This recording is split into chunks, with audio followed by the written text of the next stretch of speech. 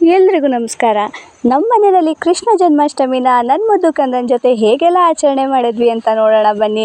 Actually ಈ video ಹಬ್ಬದ ದಿನದ್ದೇ ಆದ್ರೂ ಅಪ್ಲೋಡ್ ಮಾಡೋಕ್ಕೆ ಟೈಮ್ ಆಗದೆ ಇದ್ದಿದ್ದರಿಂದ ಇವತ್ತು ಅಪ್ಲೋಡ್ ಮಾಡ್ತಿದ್ದೀನಿ.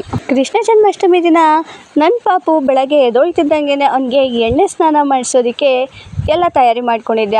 ಅವನಿಗಂತೂ ಎಣ್ಣೆ ಸ್ನಾನ ಅಂದ್ರೇ ಇಷ್ಟ ಇಲ್ಲ.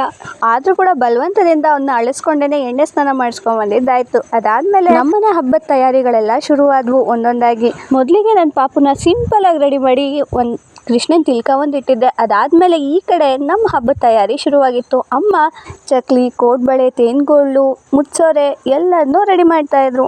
ನಾನು ದೇವ್ರ ಮನೆಯಲ್ಲಿ ದೇವ್ರ ಪೂಜೆಗೆ ಅಂದರೆ ಜನ್ಮಾಷ್ಟಮಿ ಪೂಜೆಗೆ ಎಲ್ಲ ಏನು ನೈವೇದ್ಯ ಬೇಕೋ ಎಲ್ಲ ರೆಡಿ ಮಾಡ್ತಿದ್ದೆ. ಅಪ್ಪ ಮಗ ಆಗಲೇ ಪೂಜೆ ಕೂತ್ಕೊಳ್ಳೋದಕ್ಕೆ ಸಿದ್ಧವಾಗಿದ್ದರು. ಇನ್ನು ತಡ ಆದರೆ ಕಷ್ಟ ಅಂದ್ಬಿಟ್ಟು ನಾನು ಕೂಡ ರೆಡಿಯಾಗಿ ಬಂದು 3 ಜನನೂ ಕೂತ್ಕೊಂಡು ಒಟ್ಟಿಗೆ ಕೃಷ್ಣ ಜನ್ಮಾಷ್ಟಮಿನಲ್ಲಿ ರಾಧಾಕೃಷ್ಣನ ಪೂಜೆನ ಮಾಡ್ತಾಯಿದ್ವಿ.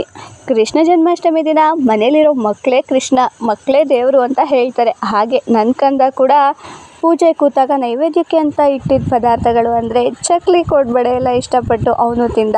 ಹೀಗೆ ನಮ್ಮ ಪೂಜೆ ಕೂಡ ಬೇಗ ಆಯಿತು. ಇದಾದಮೇಲೆ ನನ್ನ ಮುದ್ದು ಕಂದಂಗೆ ಕೃಷ್ಣನ ವೇಷನ ಹಾಕಿ ರೆಡಿ ಮಾಡಿದ್ವಿ. ನಮ್ಮ ಪಾಪು ಹುಟ್ಟಿದಾಗಿಂದ ಪ್ರತಿ ವರ್ಷ ಪಾಪುಗೆ ನಾವು ಫೋಟೋಶೂಟ್ ಮಾಡೋದೇ ಸಂಜೆ.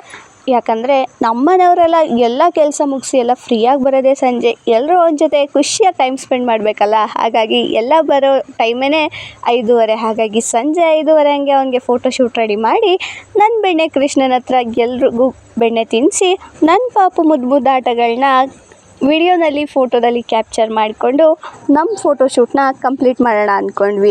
ನನ್ನ ಪಾಪುಗೆ ಸ್ಟಾರ್ಟಿಂಗ್ ಕೃಷ್ಣನ ವೇಷ ಹಾಕಿದಾಗ ಸ್ವಲ್ಪ ಗಾಬರಿ ಆದ. ಇವರೇನೋ ಮಾಡ್ತಿದ್ದಾರೆ, ನನಗೆ ಗೊತ್ತಾಗ್ತಿಲ್ಲ ಅಂತ ಹೆದರ್ಕೊತಿದ್ದ. ಆಮೇಲೆ ಅವನು ಅಡ್ಜಸ್ಟ್ ಆದ.